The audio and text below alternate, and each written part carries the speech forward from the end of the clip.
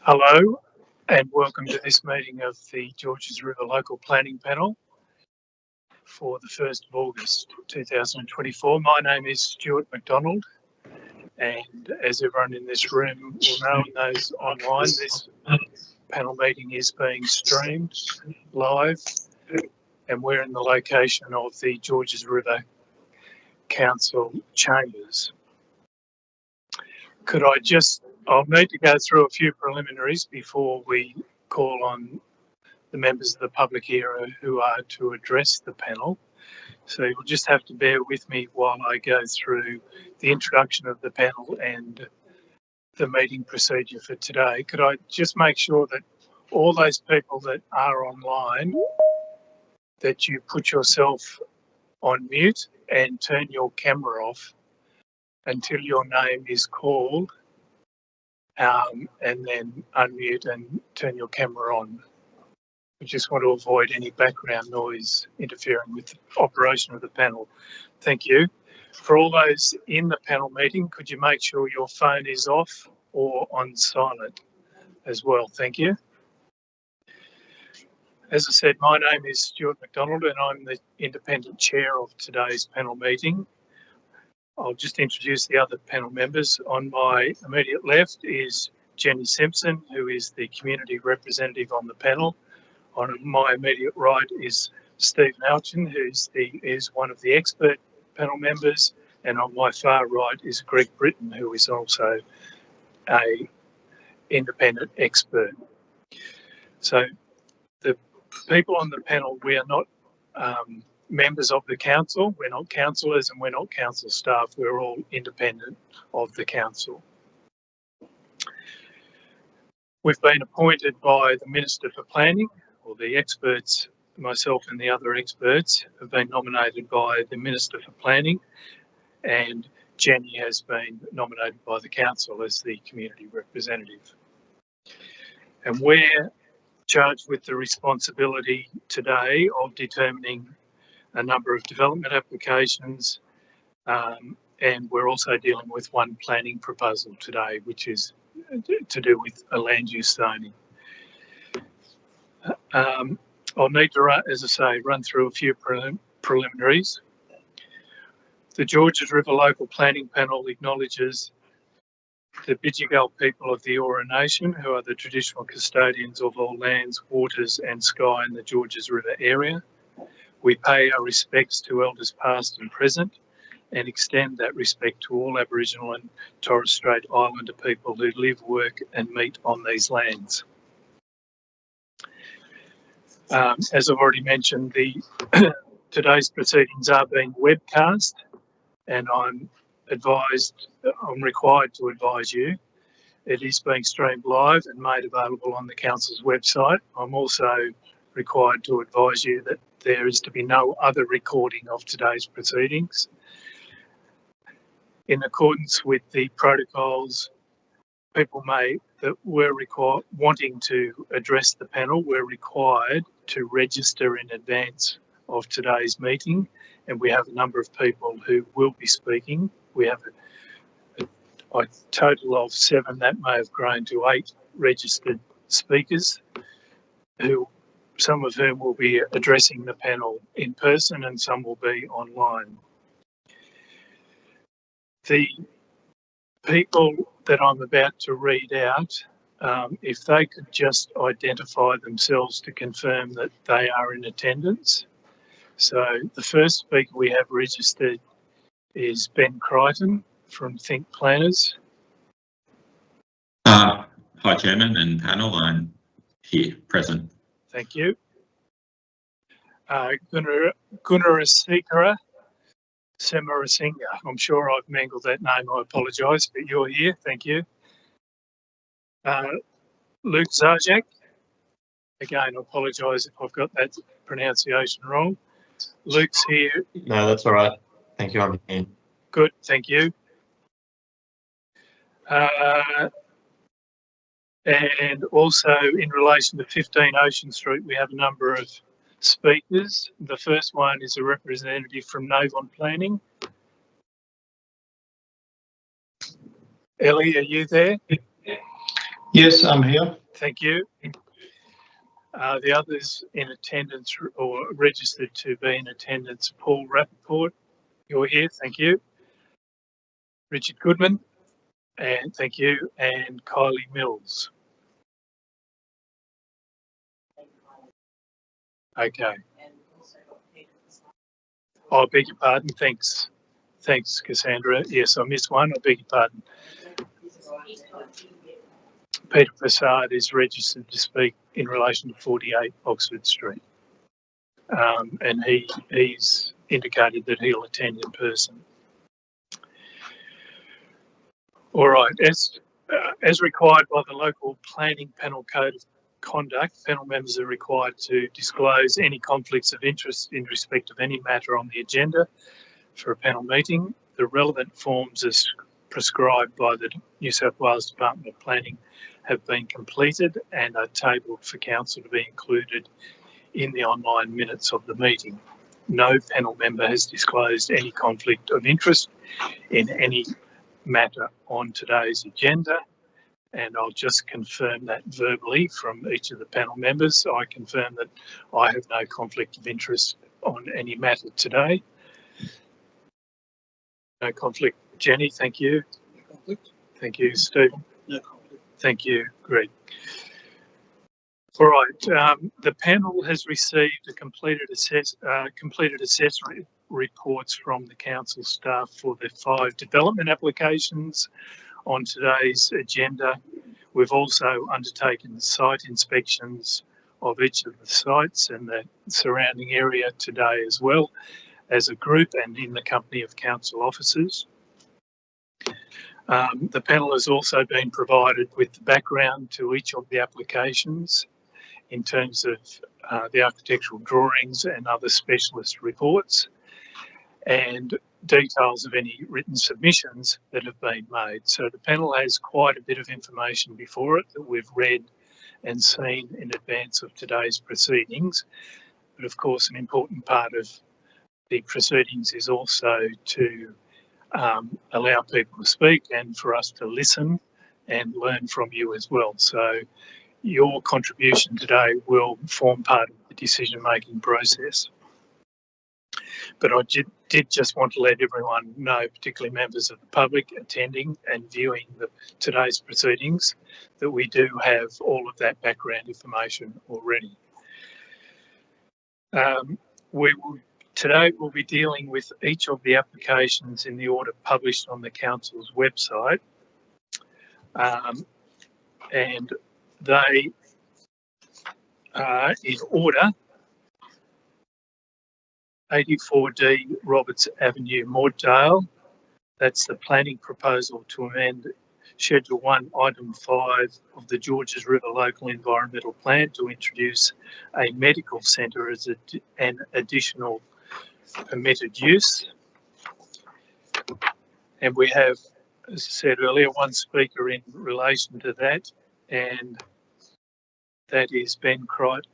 So Ben, you will have 3 minutes to address the panel. Each speaker has 3 minutes. You will be timed. That's 3 minutes. After you've finished, and this applies to all speakers, just pause for a moment because panel members may have questions of you. So just be prepared that you may get some queries fired at you. Ben, thank you. Over to you. Thank you, Chairman and panel. As you know, my name is Ben Crichton, and we're representing the landowner, Romanos Developments, and we don't have a formal presentation to say other than we've read the officer's report and we agree and support the recommendations in that report, and we're making ourselves available today to answer any questions that the panel may have, and that essentially is the limit of my speech. We're just here to answer questions if there are any. Thank you. Understand. Thank you. I don't have any questions. Panel members, any questions of Ben? No questions. Okay, you've got off lightly, Ben. Thank you for your contribution. Thank you. A couple of other matters that I failed to mention that are in my notes that I should say up front.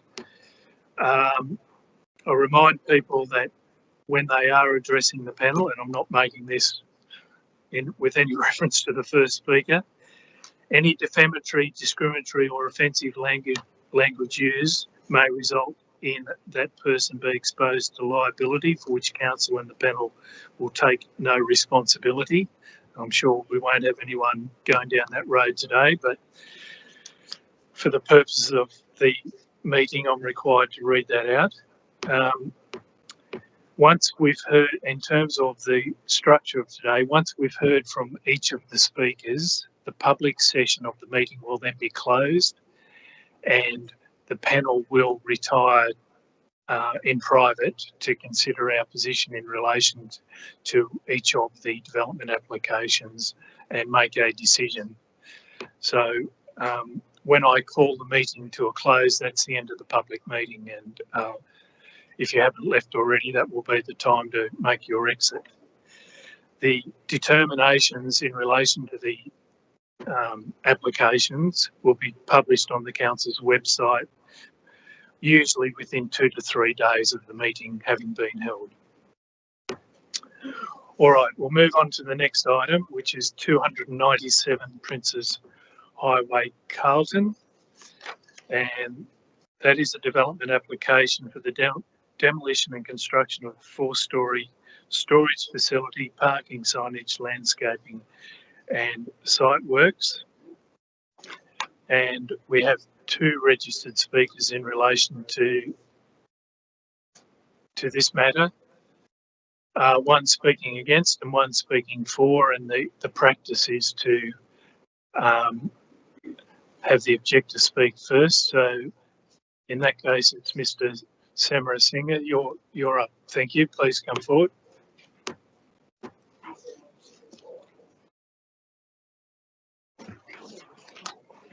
Good afternoon, members. As a resident of 65A, which is next to the proposed development, I would like to request that the panel reconsider the hours of operations listed under item 120 and item 88 of this document, specifically the customer access hours to the storage premises and the waste collection section. So under item 120 and 88, it says that customer access hours to the storage premises are suggested to be Monday to Sunday, 6 a.m. to 9 p.m. and the waste collection are to be Monday to Saturday, 7 a.m. to 6 p.m. So I would like to propose revised hours for the consideration, like customer access hours to the storage premises are to be limited to Monday to Friday, 7:30 a.m. to 5:30 a.m., Saturday 9 a.m. to 5 p.m. and Sunday 10 a.m. to 4 p.m. and the waste collection to be limited to Monday to Friday, 7 a.m. to 5:30 p.m. Because of these proposed hours, the office hours need to be limited as well. So as a result, the office hours, we request that office hours to be limited to Monday to Friday, 7:30 a.m. to 5:30 p.m. and Saturday 9 to 5 and Sunday 10 to 4. And the use of loading dock to be limited to Monday to Friday, 7:30 to 5:30 and Saturday 9 to 5. These proposed hours are in line with the storage facility in Rockdale, which is located in an industrial area and next to a highway. Also, nearby storage facilities like Rockdale, Hurstville, Kingsgrove operate in similar hours. So, and all are located in industrial areas compared to the proposed facility, which is next to a residential area.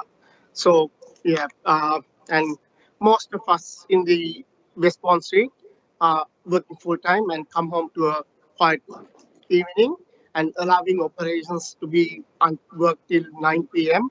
would significantly impact our quality of life. And also allowing waste collection to operate on Saturday would disturb the neighborhood's peace as well. So all we ask is to go by the storage facilities like Rockdale, Hurstville, and Kings Row, which they are located in an industrial area compared to a residential area. This one, so if they are operating in that way, can we adapt to that hours of operation rather than giving them full 7 a.m. to 6 a.m. to 9 p.m. operations? Thank you. Thank you. And I understand you've written to the council proposing those hours as well. So Yes. The council and the panel, for that matter, have what you just verbally said. We have that in writing as well. That's your request. Understood. I don't have any further questions. Panel members, nothing? No. Thank you very much. Thank you. The next speaker speaking on behalf of the applicant is Luke Zarjan. Yes, thank you for letting me to address the panel. So I'm from Mecone Town Planning. We're representing Abacus Storage King on this one. Look, we can understand the concerns. I mean, our initial proposal was 24 hours, and that's quite standard across Storage King, but council have reviewed it, and given the site location, they've agreed that the hours proposed to be conditioned in their report are acceptable. And I think I just kind of want to reinforce that Storage King and self-storage, they're quite low intensity uses. You know, they don't make a whole lot of noise. The office area is located towards the Carlton, towards the Princes Highway frontage. Fundamentally, people access these facilities outside of normal work hours. But at the end of the day, this has been assessed by council, and they've arrived on these, what we agree is quite reasonable hours of operation. I don't really have anything more to say other than we support the proposed hours, and would just reinforce that it is quite a low intensity and noise generating use. Thanks, Luke. So just to be clear, your position, as I understand, you were saying, as per the conditions proposed in the council officer's report. Yeah, we fully support the conditions proposed. We're okay with that. Thank you. Any questions, Luke? Nothing. No. Thank you very much. Thank you. They are the two speakers in relation to item 2. We'll move on to the next item,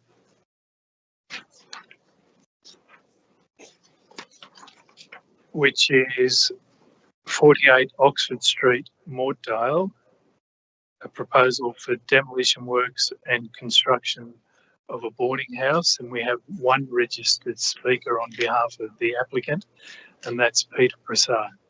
Peter, you're here? Thanks. Yep, come forward. Thank you.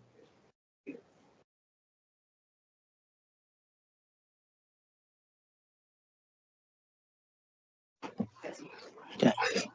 Hi, thank you. I'm Peter Prasad from Pyramid Consulting. Just a bit of background on this. We submitted a DA going back 2022 for a 19-room boarding house.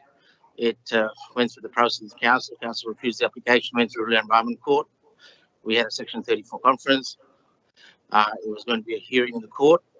The planners had joint conferences, joint reports.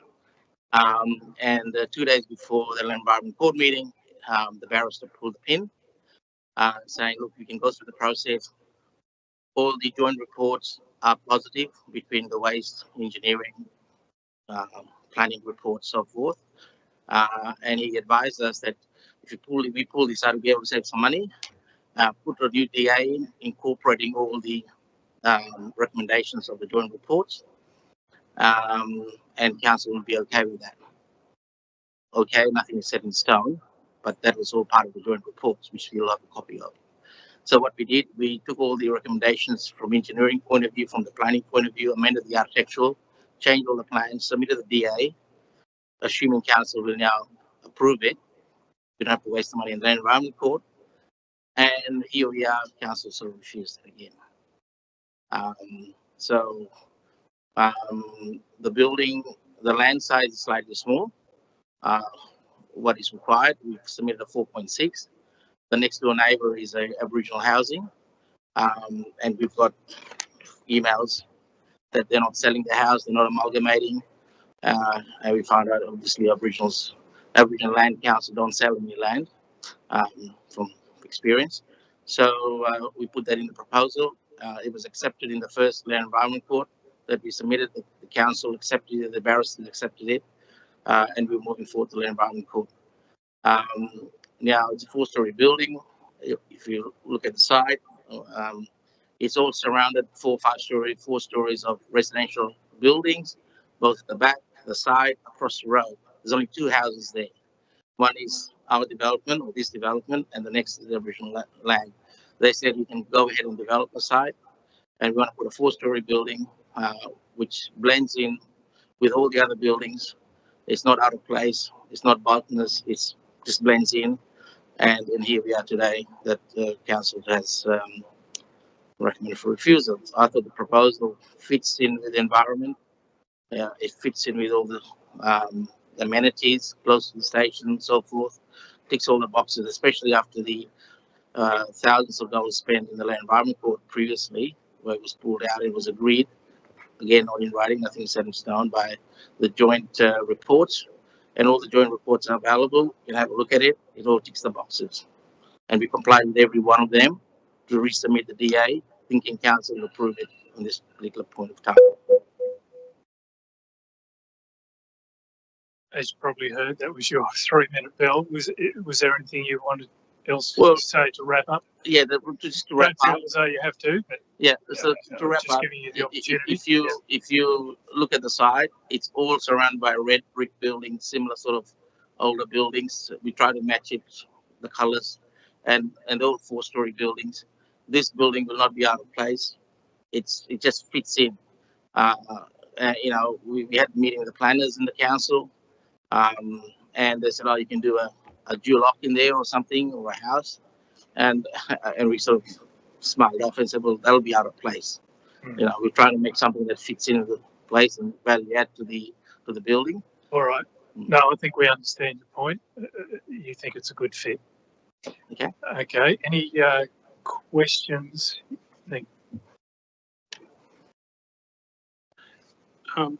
Thanks for addressing the panel. I'd just like to ask you 1 or 2 questions about the deemed refusal appeal to the Land and Environment Court.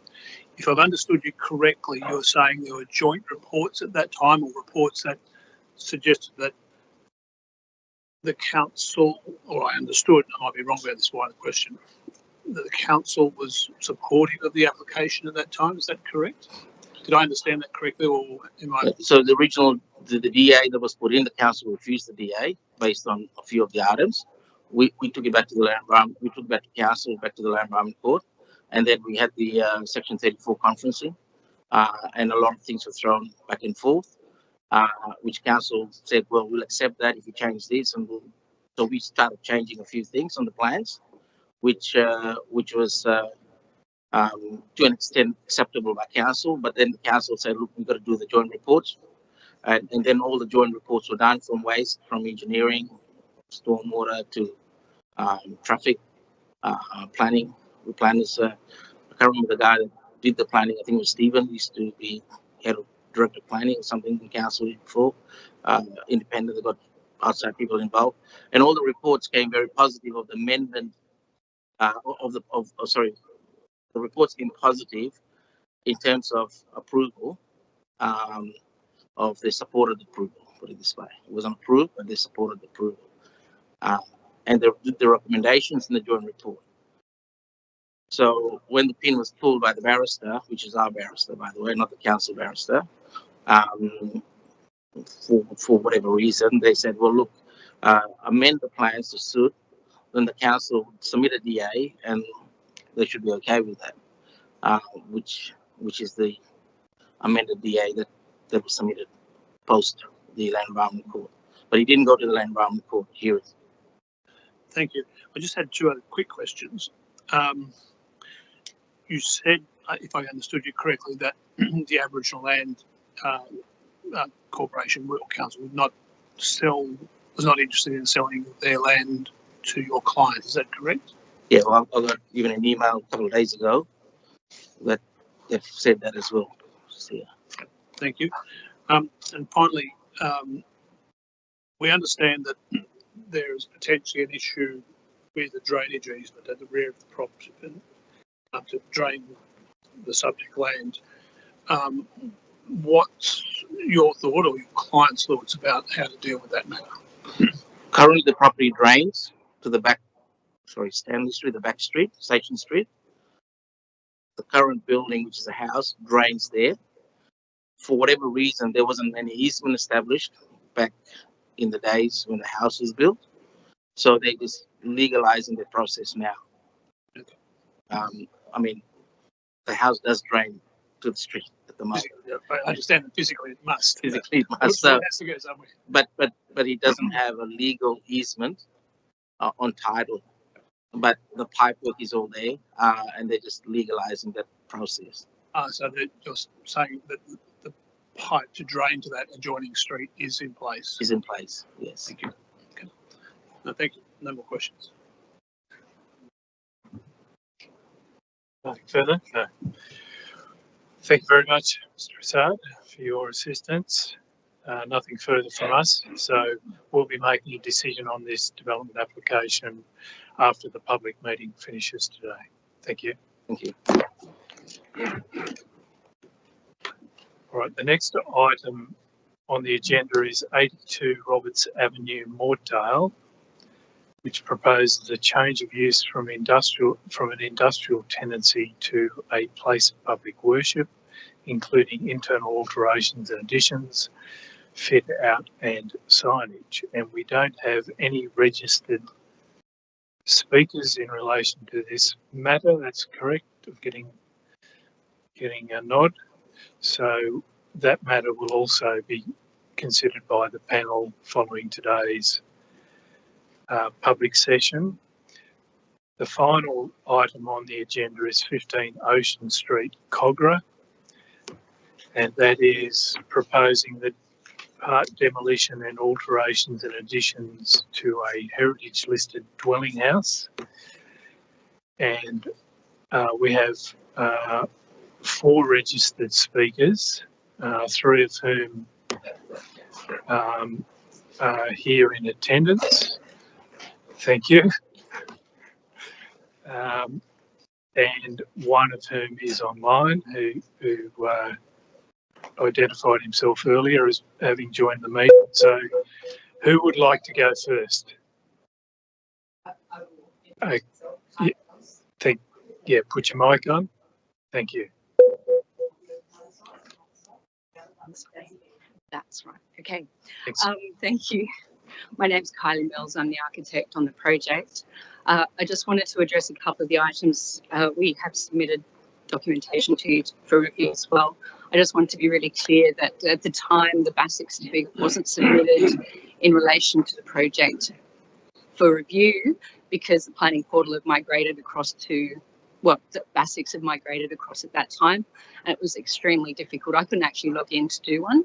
I'd spoken to the planner at the time, and unfortunately both of us seemed to have forgotten that it was actually a matter of importance to submit. So I have actually a full-size copy if you'd like me to give that to you today in consideration for you to deliberate later. And in relation to some of the other items, it's really important that we actually bring this house up to 21st century livable standards, particularly for the bathroom.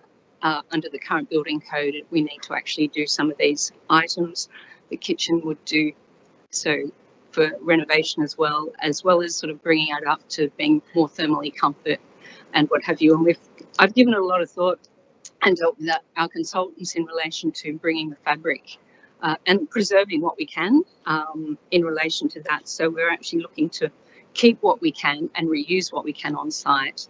And we've also talked about putting in place a conservation plan as well. So in association with our heritage architect. And over to Ellie, who's online.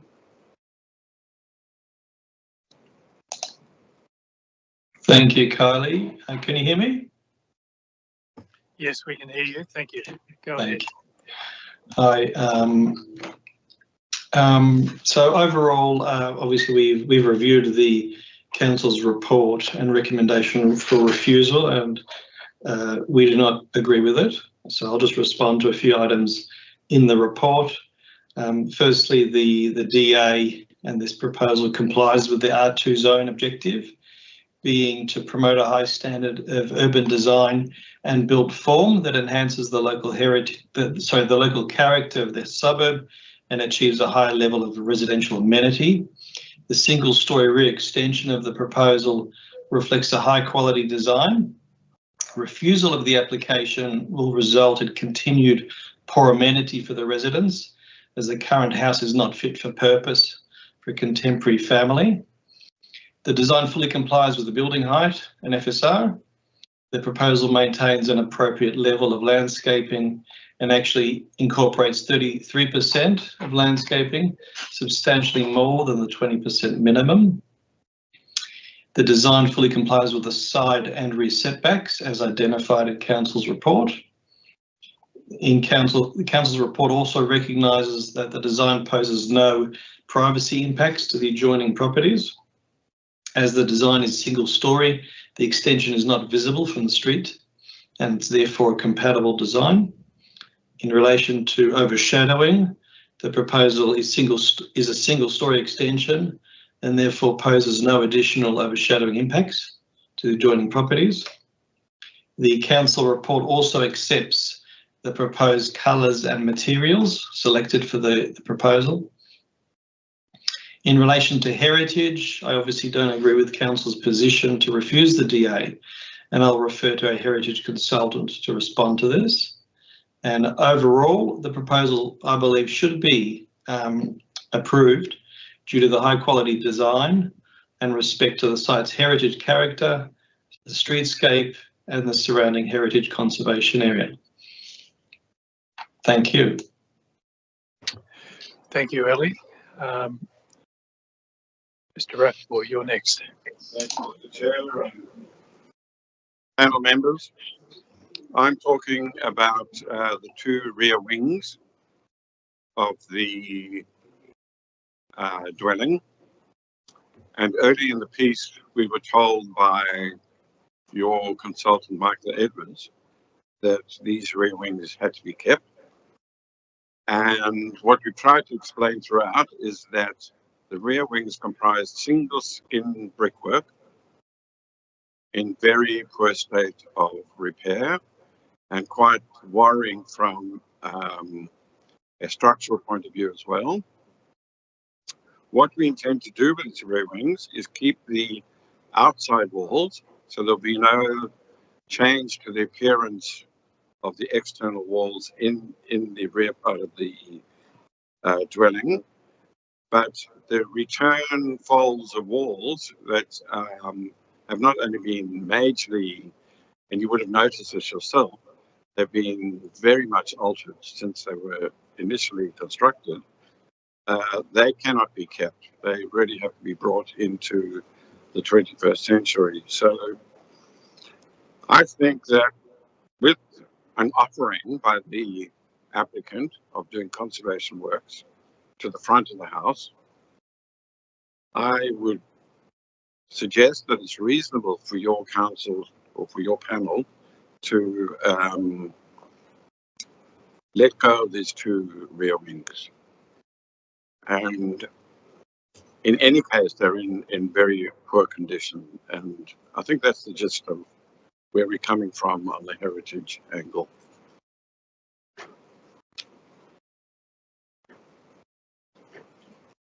And also, I might say that the front 4 rooms have been kept very much intact. So if you think about the heritage component, or the significant component of the house, it is generally being retained. Thank you. I will have a question for Mr. Rappaport, yes, but what I was going to suggest is we hear from all the speakers and then we ask any questions that we may have. So if you wouldn't mind turning your mic off, And Mr. Goodman, go ahead. Thank you, and thank you for the opportunity to address the panel this afternoon. So my name is Richard Goodman. My wife and I are the owners of 15 Ocean Street, Kogarah. We've lived in 15 Ocean Street since 1996, and at the time we purchased the property, there was no heritage or conservation area that the building was in. When the heritage was proposed, we were happy with the heritage status because it concentrated on the streetscape aspect of the house. A few years after we bought the house, we were able to build covered decking at the rear of the house with no planning issues, concentration on the streetscape and the view from the street. At a later date, the creation of the Kogarah South Conservation Area happened with very little local consultation in 2013. The supporting document for that conservation area, which is available online, Kogarah DCP 2013 Part B A2 Kogarah South HCA, as I said, is available online. In that document, of the 25 pictures of the houses contained in it, every one of them is the fronted properties concentrating on the streetscape aspect of the building. On page 10 of that document, where it talks about additions to existing dwellings, it says that the single-storey development should be located to the rear of the house. On page 11, it says for single-storey additions, council will consider single-storey additions located to the rear of the existing building. Figure 1 on page 12 of that document shows a shallow or flat-pitched roof encroaching on an existing roof, a skillion roof, which is very similar to what our proposal is trying to do. Page 13, changes to original roofs, particularly if seen from the street. Page 14, new work in the rear of the existing house can either extend the existing roof form, pitch or eaves, or, where the roof line is not maintained, be of subservient differential style such as skillion or flat parapet style roof. In both instances, the ridge of the new roof is to be lower than the existing roof, and the impact of the added roof is not to dominate the existing house and views from the street. And that's what our proposal does. Page 14, rear elements may adapt to different form or materials as long as the other sections of these guidelines are met. So was that the 3 minute, Bill? Yes, I beg your pardon. Okay. Sorry, I should have confirmed that. Yeah, I beg your pardon. That's your 3 minutes. Yeah. How much longer will you be going, do you think? Just a few other points. No, fine. Go ahead. So the main point from all those parts of the document was to illustrate that there's a concentration of streetscape in the conservation document. And initially, when we got the council person to come out and look at the property, they said, oh yes, you'll have no trouble at all with this development. It's at the rear of the property. And then as soon as the heritage advisor from the council was involved, he started talking about rear wings of the building. Now, it's just an ordinary house. You've got 2 small areas on the sides of what may have been originally a veranda, and they're not totally enclosed by original wall at all. One is a plasterboard, which is, because of the poor condition of the slate roof on that side, it's actually, there's water coming down that wall. And there's actually, we've had a termite infestation in the last few years, partly because of the dampness in that rear part of the building as well. We initially tried to get a second story at the back of the building and a hard stand carport at front, take out some of the front fence, which is obviously part of the streetscape, and we have altered those things. We've now removed the hard stand application for carport, we've removed the demolition of the front fence, and we've reduced the rear development from 2-storey down to single-storey to try to comply with the council's recommendations. So we have tried to move on those things. And also just to, when standing at the street, on the right-hand side of the building, there's a modern 2-storey block of units, which does impinge on the heritage of the property as well. Yeah, we did go out there, Dale. Good. Yeah. I think you're being generous calling it a modern flat building. Well, modern as far as 1906, which is Modern relative.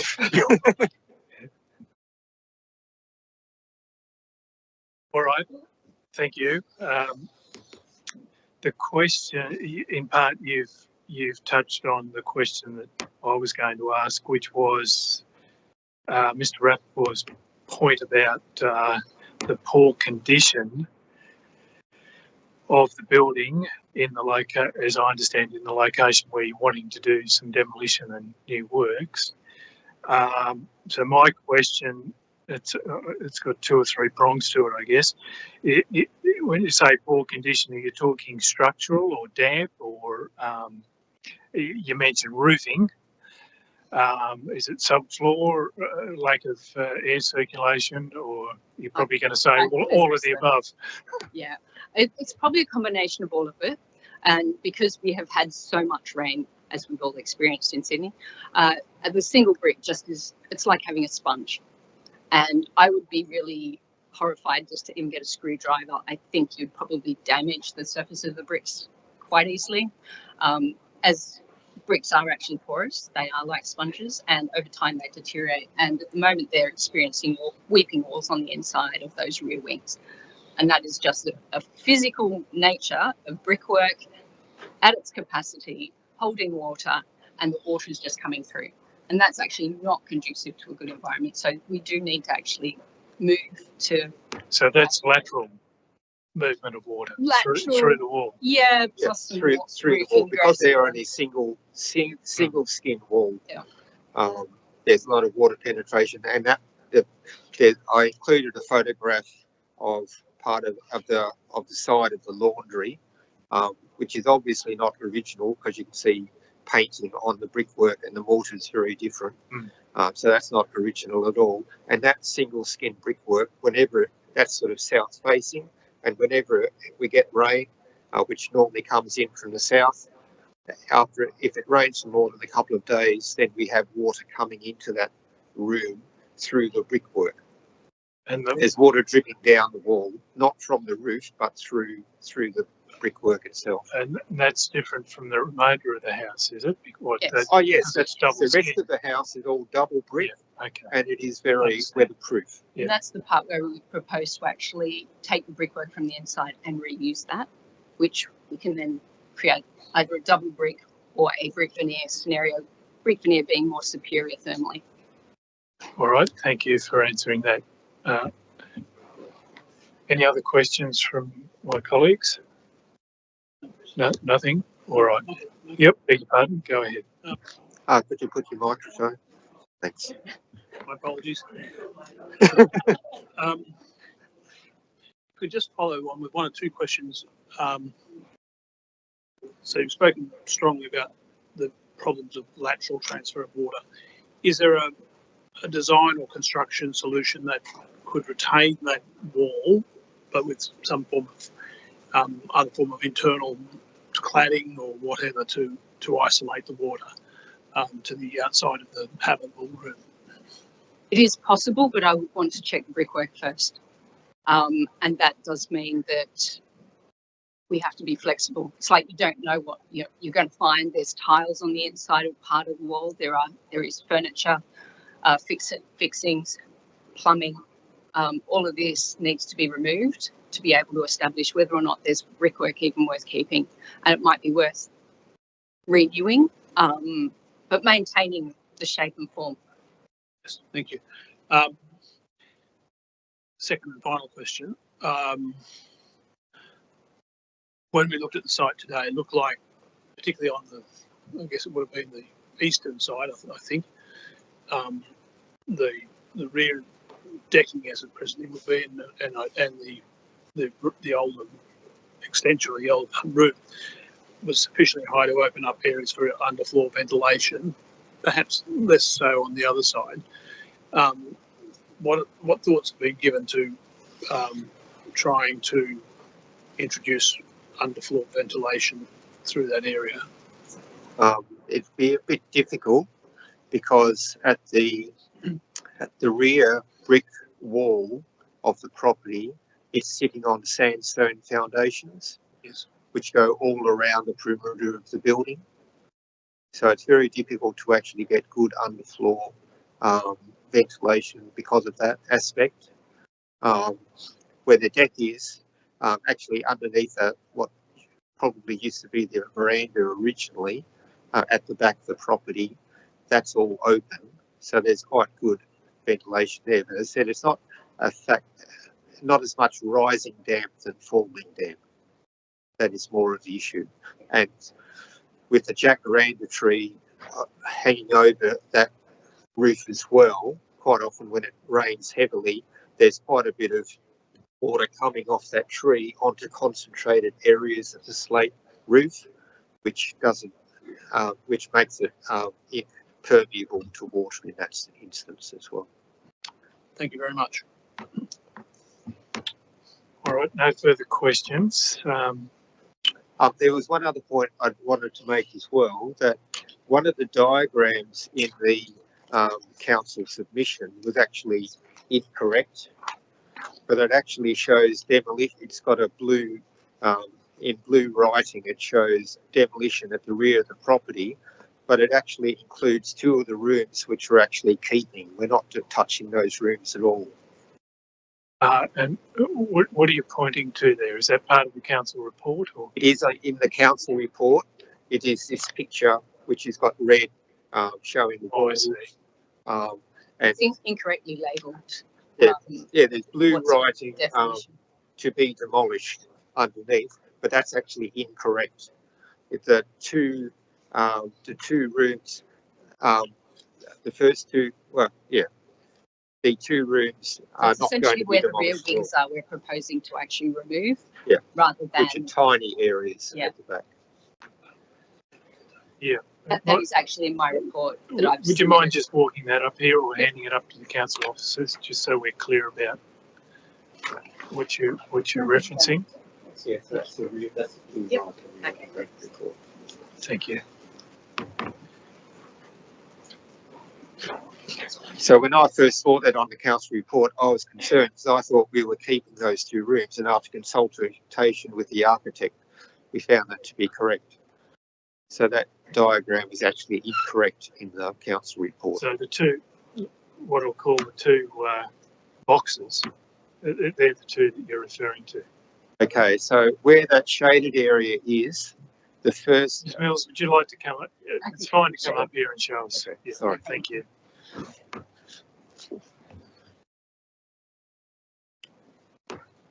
And perhaps just before you start, could I just invite the council officer to come up as well? Would you mind coming up?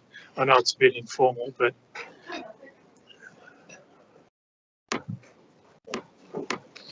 just so we're all, that's okay. You can look over my shoulder. Yeah. I can't remember which figure this is in the report, but it's essentially this element of blue is incorrectly labelled, whereas we're just demolishing that small section there, not that extent there. So the existing veranda would go, but the newer So veranda, you're saying it should be there. it should be there. Can I That's the extent. Can I just confirm? I think the outline that's made by Council's external heritage advisor with regard to that sketch is actually referring to potential windows, because I know that you are removing the fabric of windows. They need to be renewed. So I think that's potentially what that diagram may So be. Wasn't yes, very clear in the understand. report. Yeah, I think that's Okay. what that's alluding Good. to. Thank you. Apologise. That's helped. Thank you. Is that, panel members, you clear about that? That the wings themselves are being retained, but the windows have changed. The windows need to be renewed. Yeah, but the wings themselves aren't staying or going. That would depend on the brickwork analysis. Ah, right. Yeah. So that's unknown. It sounds like Unfortunately, yes. Yeah. It sounds like the council's heritage advisor has assumed they are going. But we can clarify that. Yeah. Yeah. We can. Thanks for bringing that to our attention. Would you just mind handing that up to Cassandra? Thank you. All right. That assisted, informal as it was. That certainly assisted me, and I hope the rest of the panel. All right, that brings a close to that item, and for that matter, the whole of today's public session. So thank you all for your attendance and your assistance of the panel today, all the speakers, including those that are still online and remain online. I'm going to call the meeting now to a close, and the panel will retire to deliberate on those applications. Thank you also to the council officers for your assistance prior to and during the public meeting today. And on that note, I will formally close the meeting. Thank you.